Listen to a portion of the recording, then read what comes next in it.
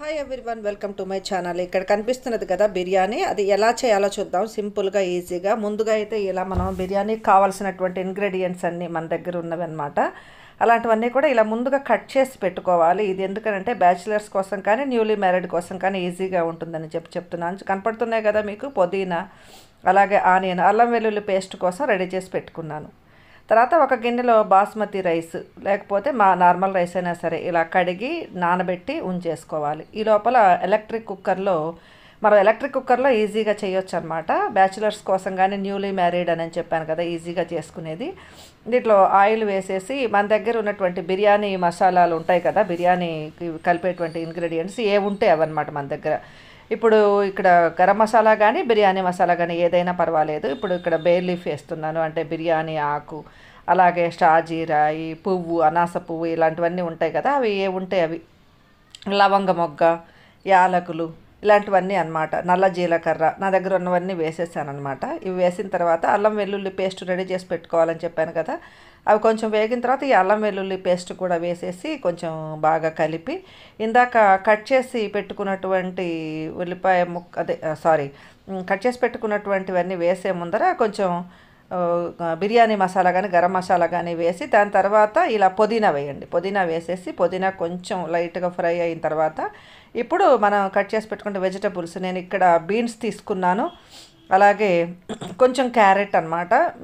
మీకు ఇంట్రెస్ట్ ఉంటే క్యారెట్ కొంచెం ఎక్కువగా కూడా వేసుకోవచ్చు. అలాగే ఈ పొటాటో ముక్కలు అనమాట, చిన్న చిన్న ముక్కలుగా కట్ చేసుకున్నటువంటి పొటాటో, అలాగే టమాటా కూడా వేసాను. ఇవన్నీ కూడా వేసేసి కొద్దిగా సాల్ట్ కూడా వేసి కలుపుకోవాలన్నమాట. సాల్ట్ కూడా కొంచెం లైట్గా వేసేసుకోండి, ఎందుకంటే సాల్ట్ వేస్తే ఈ ముక్కలకి ఆ సాల్ట్ పట్టి తర్వాత టేస్టీగా చప్పగా లేకుండా ఉంటాయన్నమాట.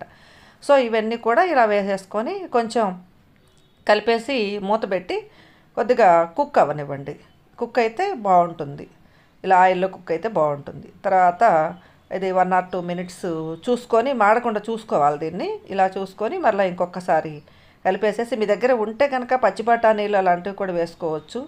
ఇంకా మీకు ఇంట్రెస్ట్ ఉన్నటువంటివి వెజిటబుల్స్ వేసుకోవచ్చు.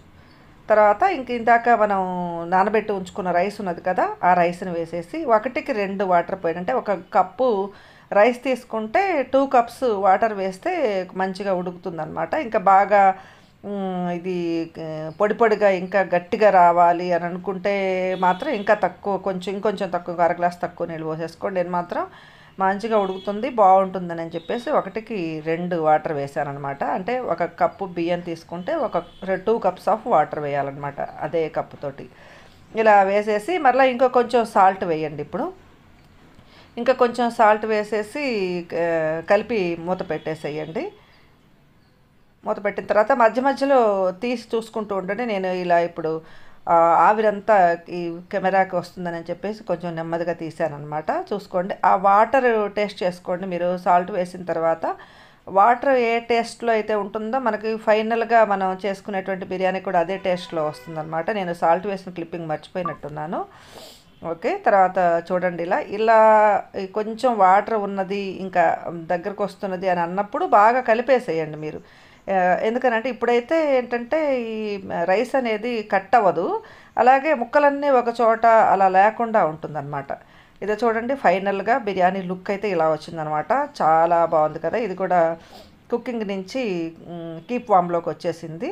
చూడండి, ఇందాక మనం అలా వాటర్ ఉన్నటువంటి స్టేజ్లోనే మనం ఒకసారి కలపటం వల్ల అన్నీ కూడా ఈ మనం వేసినటువంటి ఇంగ్రీడియంట్స్ అన్నీ కూడా ఈక్వల్గా స్ప్రెడ్ అయినాయి అనమాట.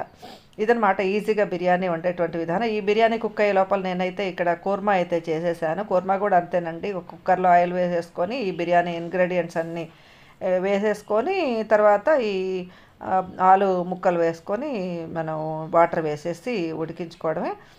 ఫైనల్గా కొంచెం కొత్తిమీరతోటి గార్నిష్ చేసుకోవడం అనమాట.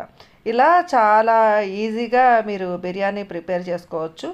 ఇది ఏంటంటే క్విక్గా అయిపోయేటువంటి ప్రాసెస్ అనమాట. క్విక్గా అయిపోతుంది, ఈజీగా ఉంటుంది. అలాగే మన దగ్గర ఉన్నటువంటి ఇంగ్రీడియంట్స్ తోటి చేసేసుకోవటమే. ఇంకా పర్ఫెక్ట్గా అథెంటిక్గా కావాలి అనుకుంటే దానికి చాలా వీడియోస్ ఉంటాయి చూడండి. ఇంకా అలా కావాలనుకుంటే మళ్ళీ దమ్ బిర్యానీ లేయర్స్గా అలాంటిది అయితే ఏం కాదండి ఇది. ఇదేంటంటే జస్ట్ మనకి మన దగ్గర ఉన్నటువంటి ఇంగ్రీడియంట్స్ తోటి మనము క్విక్గా చేసుకోవడం అనమాట. ఇది కర్రీ చేసుకొని అలాగే రైస్ చేసుకొని వీటన్నిటికంటే కూడా ఇంకా చాలా ఈజీగా ఉంటుంది అనమాట. ఇంకా రైతా చాలా ఈజీగా ప్రిపేర్ చేసేయలేదు. సన్నగా ఇందాక చూసారు కదా ఆనియన్ పీసెస్ అలా సన్నగా కట్ చేసుకొని కొంచెం పెరుగులో వేసేసుకొని కొంచెం కొత్తిమీర అలాగే కొన్ని పచ్చిమిర్చి ముక్కలు కూడా వేసేసుకొని తగినంత సాల్ట్ వేసుకుంటే రైతా రెడీ అయిపోతుంది అనమాట. ఇలా ఈజీగా ఎవరన్నా వచ్చినప్పుడు కానీ చిన్నపిల్లలు ఉన్నప్పుడు కానీ అలాగే బ్యాచిలర్స్ రూమ్స్లో మరి ఏమీ లేవు ఎలా చేసుకోవాలి బిర్యానీ అనేటువంటి ఆలోచించాల్సినటువంటి అవసరం లేకుండా హ్యాపీగా ఇలా చేసుకుంటే మన సాటిస్ఫైడ్గా బిర్యానీ తిన్న ఫీలింగ్ అయితే వస్తుందన్నమాట. ఓకేనా? ఈ వీడియో నచ్చితే కనుక తప్పకుండా దీనికి ఒక లైక్ చేయండి, అలాగే ఎవరికైనా షేర్ చేయండి, అలాగే ఛానల్ని సబ్స్క్రైబ్ చేసుకోండి ఇలాంటి మరెన్నో వీడియోల కోసం. Thank you for watching.